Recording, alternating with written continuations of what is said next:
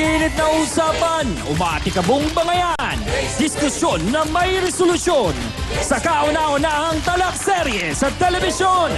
Face to face now with Miss Ami Perez. Happy morning sa lahat ng mga sausawero natin worldwide! Handa na po ba tayo sa talakan? Saan po kayo? Sa pula o sa puti? Sa Okurayan, ready na rin ba? Game na kami dito, kayo dyan, Hans? Ay, syempre kami rin siyang sausawa na! Saan tayo? Face to face na! Ating pag-usapan, aminan, awayan at magugkayan. Gusto mo bang makisaw-saw taran ng kaibigan? Mga yan ay solusyonan. Sinong sisita mo? Sinong ngingiti? Ang mga problema? Pagtalikuran, harapin mo face to face. Hello po mga kapatid! At talaga namang tunay ang summer fun under the sun. At siguro nga pong iba sa inyo ay medyo abalang-abala na po sa pagpaplano.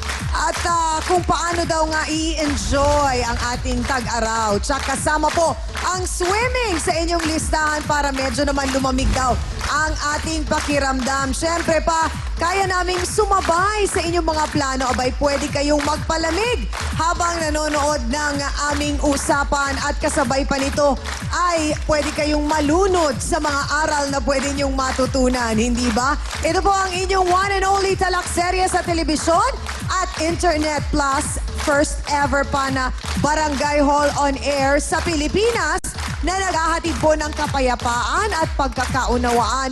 One barangay at a time. O, eto na. Buhos na naman po ang mga komento ng ating mga online sausawero. Abay, bawat segundo, oras-oras at araw-araw. Talaga naman ang mga kasawsawa natin sa ating fan page sa Facebook ay bawat episode po na pinalalabas namin. Winner ang kanilang pangikisawsaw. Gaya na lamang po ni Mais Alava or Miss Alava. Hi, Chang Ami, alam mo po ba araw-araw kung pinapanood ang program nyo via the internet dito sa Netherlands? Kahit madalas akong umiyak, lalo na pag nagbibigay na ng payo ang trio tagapayo at nagbabati ang inyong mga bisita. Marami talaga akong natututunan sa F2F. Salamat po. And God bless. Maraming salamat at hello sa mga kababayan natin dyan sa Netherlands. Maraming salamat po sa inyong suporta. Ito naman galing kay Catherine Pagyo, Chang Ami, bilang isang barangay secretary ng aming barangay. Marami po akong natututunan sa inyong programa na naa-apply ko po sa aking pag-aareglo sa mga sitwasyon na aking pong napupulot sa araw-araw, lalo na sa mga trio tagapayo. Sana po magtagal ang inyong programa. Maraming salamat. Thank you, Catherine.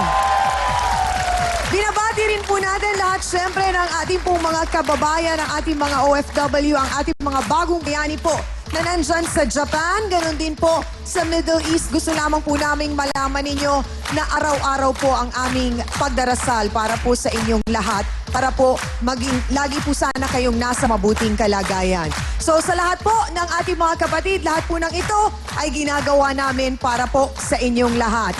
Nais din namin batiin ng happy birthday si Mark Glean Umbao. Happy birthday!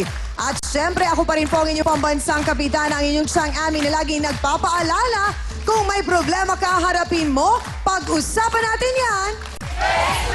At syempre, kasama pa rin ng mga sausawero at sausawera ang trio tagagulo sa gabi sa 92.3 News FM.